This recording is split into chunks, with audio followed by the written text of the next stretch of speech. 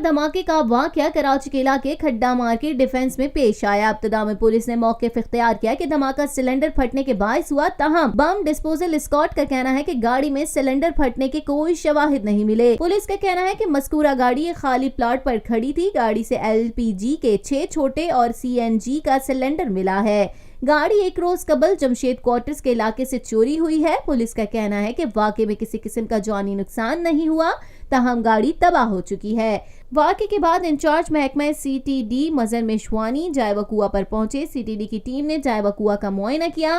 Deputy inspector general DIG Javed Alam ओडो का कहना है कि गाड़ी में धमाका देसी साख्ता VBIED से किया गया। बड़ा धमाका करने के लिए सिलेंडर्स लगाए गए थे। 3 और 3:30 के दरमियान का वाक़या धमाका हुआ था जब रिपोर्ट हुआ था।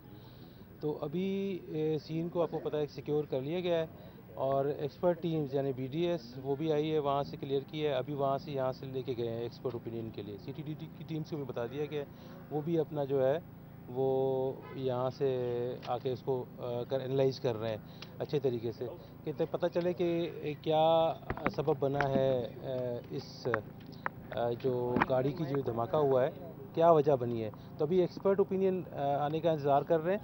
BDS का जैसे फाइनल ओपिनियन आ जाएगा तो इंशाल्लाह आपको हम आगाह कर देंगे कि ये क्या वक़्त है।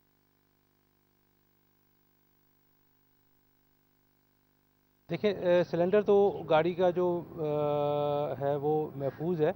अभी उसको जो डिफरेंट पार्ट्स हम ले गए हैं वहाँ पे, अब उसकी पे एनालिसिस हो रही है हमारी कि केमिकल एग्जामिनेशन होगी इसकी कि क्या इसमें कोई एक्सप्लोसिव मटेरियल अदर दैन कोई सिलेंडर कोई मौजूद था या जो गैस थी जिसकी वजह से धमाके अमूमन होते हैं।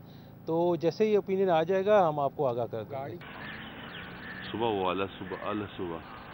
वो विजिट चल लेना नहीं सिलेंडर कल 380 से चोरी हुई थी गाड़ी घर के बाहर।